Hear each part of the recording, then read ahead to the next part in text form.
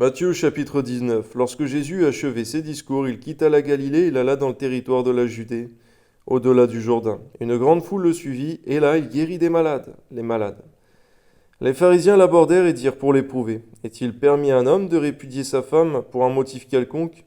Il répondit, n'avez-vous pas lu que le Créateur au commencement fit l'homme et la femme, et qu'il dit, c'est pourquoi l'homme quittera son père et sa mère et s'attachera à sa femme, et les deux deviendront une seule chair. Ainsi, ils ne sont plus deux, mais ils sont une seule chair. Que l'homme donc ne sépare pas ce que Dieu a joint. Pourquoi donc, lui dirent-ils, Moïse a-t-il écrit de donner à la femme une lettre de divorce et de la répudier? Il leur répondit, c'est à cause de la dureté de votre cœur que Moïse vous a prescrit de répudier vos femmes. Au commencement, il n'en était pas ainsi.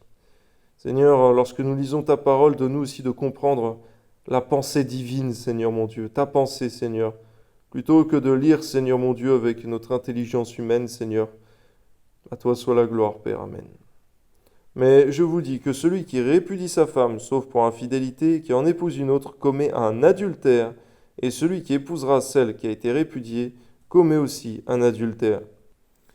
Pourquoi garde, Seigneur mon Dieu, tes enfants dans le monde entier, Seigneur, de cela, Amen. Ses disciples lui dirent, si telle est la condition de l'homme à l'égard de la femme, il n'est pas avantageux de se marier. Il leur répondit, tous ne comprennent pas cette parole, mais seulement ceux à qui cela est donné. Car il y a des eunuques qui le sont dès le ventre de leur mère. Il y en a qui le sont devenus par les hommes, et il y en a qui se sont rendus tels eux-mêmes, à cause du royaume des cieux. Que celui qui peut comprendre, comprenne. Alors on lui amena des petits-enfants, afin qu'il leur imposât les mains, et qu'il pria pour eux.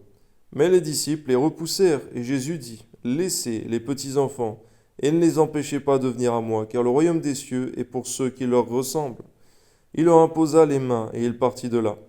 Et voici un homme s'approcha et dit à Jésus, mon bon maître, que dois-je faire de bon pour avoir la vie éternelle? Il lui répondit, pourquoi m'appelles-tu bon? Il n'y a qu'un seul bon, c'est Dieu. Si tu veux entrer dans la vie, observe les commandements. Lesquels? Lui dit-il. Et Jésus répondit, tu ne tueras point, tu ne commettras point d'adultère, tu ne déroberas point, tu ne diras point de faux témoignages, honore ton père et ta mère, et tu aimeras ton prochain comme toi-même. Le jeune homme lui dit, j'ai observé toutes ces choses, que me manque-t-il encore? Jésus lui dit, si tu veux être parfait, va, vends ce que tu possèdes, donne-le aux pauvres, et tu auras un trésor dans le ciel. Puis viens et suis-moi. Après avoir entendu ces paroles, le jeune homme s'en alla tout triste, car il avait de grands biens. Jésus dit à ses disciples, je vous le dis en vérité, un riche entrera difficilement dans le royaume des cieux. Je vous le dis encore, il est plus facile à un chameau de passer par le trou d'une aiguille qu'à un riche d'entrer dans le royaume de Dieu.